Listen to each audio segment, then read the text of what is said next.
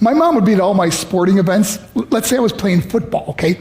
My mother would be on the sidelines, and if the play on the field started going one way, my mother would run along like, Mark, get him, get him. I'd be like, oh my gosh. I'd get in the huddle with the other guys. They go, Mark, is that your mother? I go, no, I never saw her before in my life.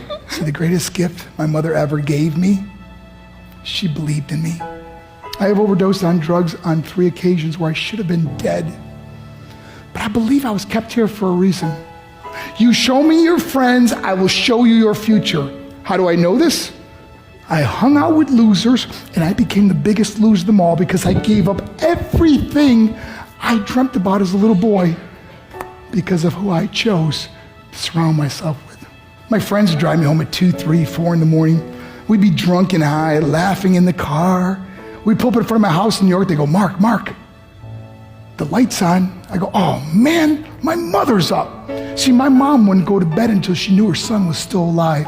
I'd walk in, she'd say, hi Mark, how was your night? I go, it was good, Mom, I'm just gonna go to bed. She goes, can I talk to you for a minute? I go, Mom, I'm tired, I'm just gonna go to bed. She goes, Mark, I haven't seen you all day and all night. Can I please talk to you? I said, man, just leave me alone. You bug me. I'd slam my bedroom door on the one person who believed in me. I was on a worldwide tour and we were wrestling overseas in Japan. After my wrestling match, I went upstairs in my hotel room and I fell asleep.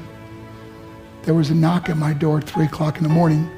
I got out of bed and I looked through the safety window and I could see it was a Japanese promoter. So I opened the door and he said, Mark, you need to call home. There's been an emergency.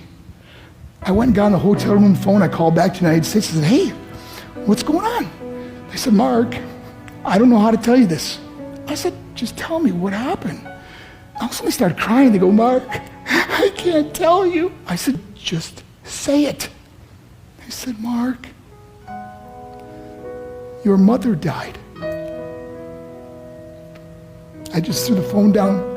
I ran out of my hotel room. I took the elevator to the lobby, and when the doors opened up, I just ran out into the street. I mean, there was no cars, there was no people. It was 3 o'clock in the morning. And I walked down the middle of a street in Hiroshima, Japan, and I remember looking up and just saying, Mom, I am so sorry. I flew home for her funeral, and I was so nervous to walk up to her casket, so I just stood way in the back. And I kept looking from a distance. I kept thinking to myself, Mom, please wake up. Please get up. And then I finally got the nerve to walk up to her. And as I got closer, I could see my mom for the first time. I mean, she was so beautiful. She was dressed in white. I mean, she looked like an angel. And I just stood over it. I said, Mom, you are my hero. Everything I am, everything I hope to be was because of you. You loved me so much. You gave me a life. You're the only one that ever believed in me.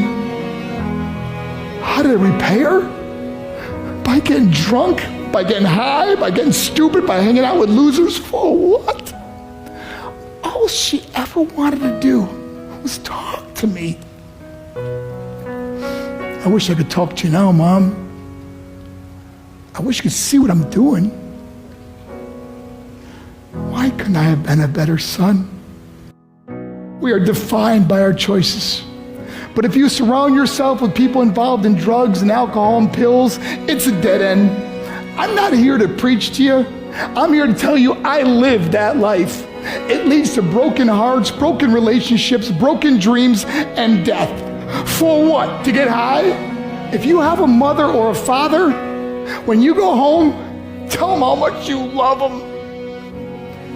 See, my whole life was about being rich and famous. I had to be a millionaire. I had to win the race. I had to win the race at the expense of my marriage, my family, my friends. For what? To be all alone in the world? I learned what is truly important, and that is how precious this gift of life is, and our families, and how quickly it can be taken away. See, I no longer live in time. I live in moments. See, it's not what's in your pocket that matters. It's what's in your heart that truly matters. Love Love is just a word until somebody comes along and gives it meaning. You're the meaning.